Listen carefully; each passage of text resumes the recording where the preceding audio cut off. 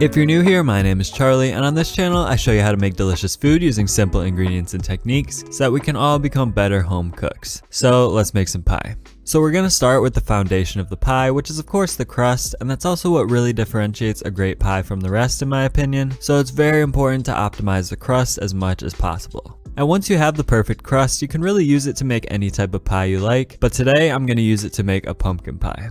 So to make the dough, we'll start by cubing up 10 tablespoons or 140 grams of very cold unsalted butter into about 1/2 inch cubes. And to make sure my butter is as cold as possible, I actually like to throw it in the freezer for at least a half an hour before I use it.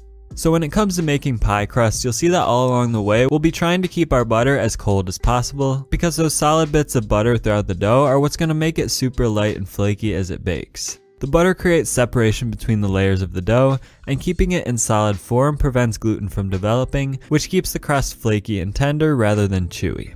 Now if you happen to have a food processor, this would be a perfect time to use it, but if you prefer, you can definitely continue making this crust by hand. Either way, add all of your butter to a bowl or food processor along with 105 grams or about 7/8 cup of all-purpose flour. Then pulse or mix just until the flour and butter are completely combined and you're left with a solid mass of dough.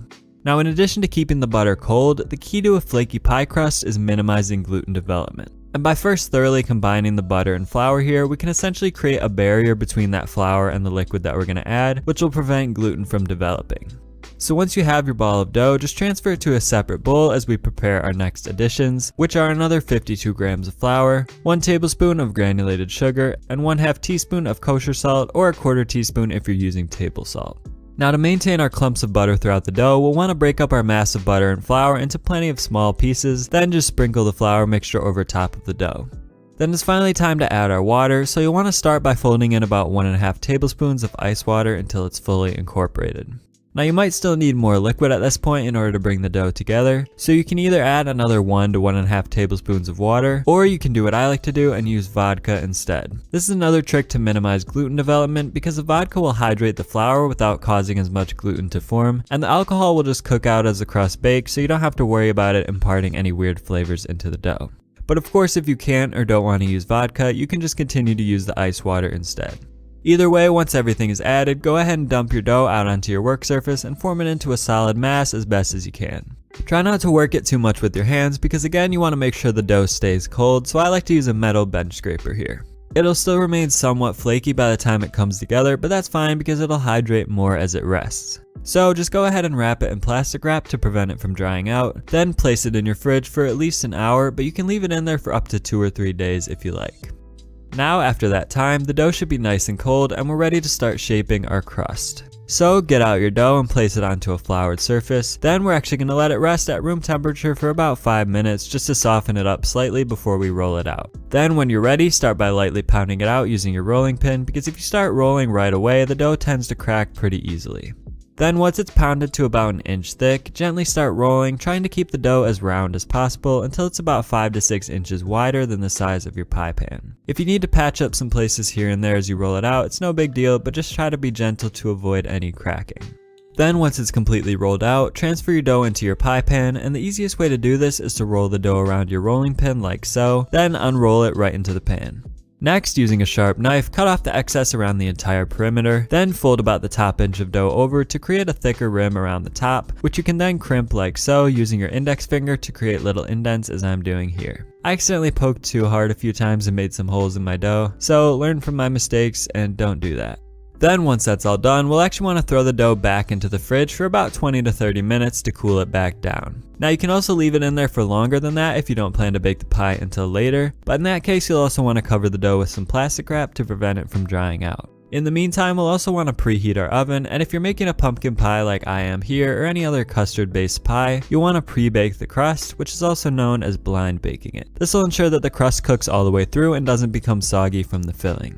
So for this, you'll want to preheat your oven to 425 degrees, which is about 218 degrees Celsius, and place a baking tray or pizza stone in there to preheat along with it. This tray is what we're going to set the pie crust onto to make sure that the bottom cooks all the way through. So personally, I prefer to use a pizza stone, but a normal baking tray will work fine too. Then once your dough has had some time to cool, bring it back out of the fridge and poke some holes in the bottom using a fork to prevent the crust from puffing up as it bakes. Now you'll also want to line the crust with some parchment paper, which I like to crumple up first to make it a bit more malleable. Then fill that parchment paper with something to weigh the crust down. So if you have pie weights, you'll of course want to use those, but personally I just use a mixture of dried rice and beans, and that works fine too. Then throw the crust into your preheated oven and bake it for about 15 minutes.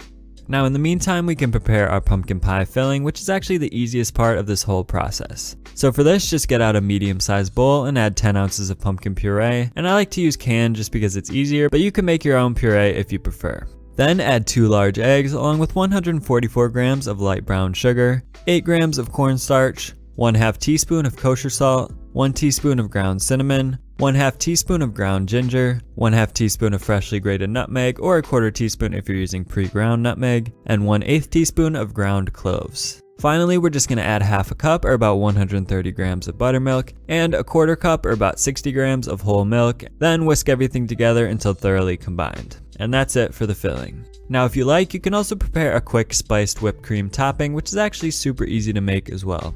For the basic whipped cream, just combine 240 milliliters or 1 cup of heavy whipping cream with 30 grams or about 1/4 cup of confectioner's sugar and 1 teaspoon of vanilla extract. Now you can either make it spiced by adding about 1 teaspoon total of cinnamon, freshly grated nutmeg, and ground cloves, or you can do what I like to do and make a chai spiced version. For this, I just use about 2 tablespoons of this tastefully simple chai mix, which I'll leave linked below, and I think going with a pre-made mix is really the best way to do it because it already includes all the spices needed to give you that fall chai flavor. Now this video isn't sponsored, but I do have a family member that works for Tastefully Simple, so I've tried a lot of their products and they're pretty great overall and easy to prepare, so I definitely recommend that you check them out. There will be a link in the description. So then just whip that together for a few minutes until you reach firm peaks, so you can either do this by hand in a stand mixer or using an electric hand mixer as I'm doing here. Then once the crust has been baking for 15 minutes, take it out of the oven and remove the weights, then carefully brush the dough with a bit of egg wash, which just consists of 1 egg beat together with about a teaspoon of water. I kind of broke part of my crust here, so again, learn from my mistakes and be gentle with it. Next, reduce your oven temperature to 350 degrees Fahrenheit, which is about 180 degrees Celsius, and bake the crust for another 5 to 7 minutes until it reaches a light golden brown color.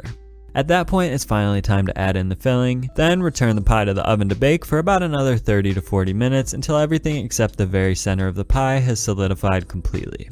By the time it's done, there should be just a little bit of jiggle in the center, but that part will solidify as well as the pie cools. Which, by the way, is a very important step, so make sure to let your pie cool on a wire rack for about 2 hours until it comes completely down to room temperature, then transfer it to your fridge to let it cool for at least another 6 hours before cutting into it. It's important to let it cool slowly to prevent any cracking and to allow the filling to completely solidify, so you definitely don't want to skip that step. Personally, I'll typically bake the pie the day before I actually need it so that I can just let it cool overnight. So now that you know how to make pumpkin pie, if you want to learn how to make some more seasonal recipes, be sure to click that playlist in the bottom right corner of the screen. So there you go. I'll see you all in the next one.